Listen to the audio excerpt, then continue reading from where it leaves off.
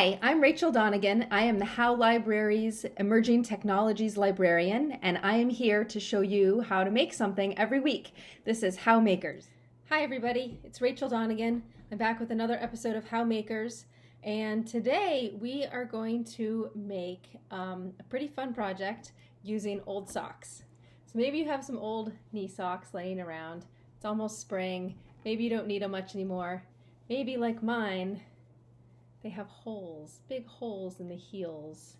So these are some fun hedgehog socks that I've had for quite a long time. I like them a whole lot, and I don't want to throw them out, nor do I feel like learning how to darn the hole so I can keep wearing them, because they have so many holes. They have a hole here as well.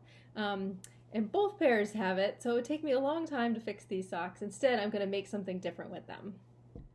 So for this project, you are going to need an old pair of knee socks. Make sure you ask before you chop up anyone's socks. You're also going to need some straight pins, some scissors that are sharp enough to cut through your socks, and a sewing machine. If you've never used a sewing machine before, but you have one in your house, this is a great chance to learn how to use a sewing machine. Just get some help if you need it.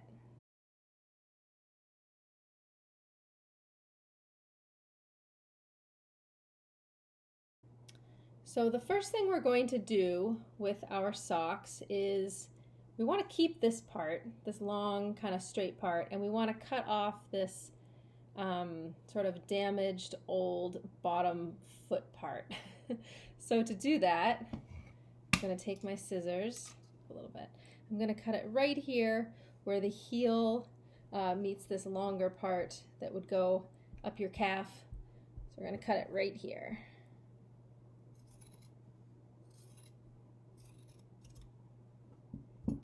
And I should mention that this is a knit fabric, which is nice because it's really stretchy.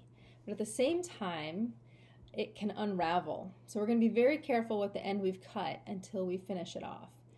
This end, the top of the sock, is already finished with this nice cuff. And we're going to make a new cuff for this side. It won't look exactly the same as this cuff because we're going to sew it on the sewing machine, but it will keep this end from unraveling. So I've cut off the toe of my sock, and this is the raw edge here. And the first thing I'm going to do is just turn it under about 1/2 inch or so all the way around.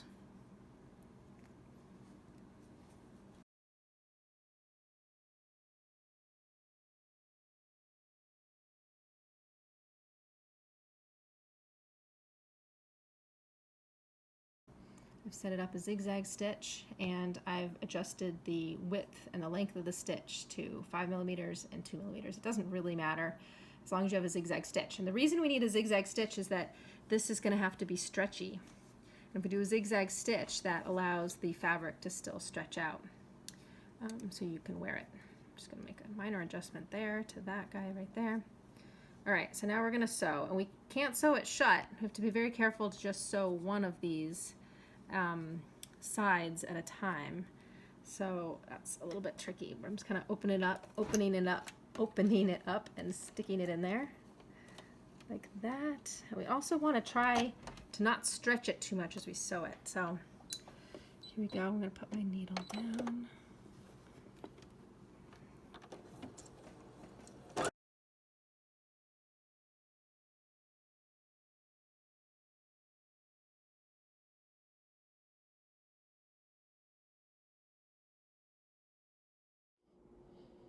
I don't know about you, but in the spring, when I've been wearing sweaters and long sleeve shirts all winter, I can't wait to get outside and enjoy the sunshine and wear my t-shirts again.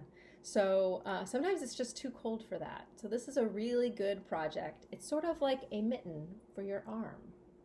So you can decide which side you want to be the bottom. I kind of like to use my sewn side as the top of my sleeve, but it's sort of like a detachable sleeve. So it's a mitten for your arm. You can wear it like that, and you can still run around and play basketball, go for a jog. It's like a leg warmer, but it's for your arm. Nice and cozy and warm, and then if it does get too warm, you can take it off. Join me next week for another How Makers.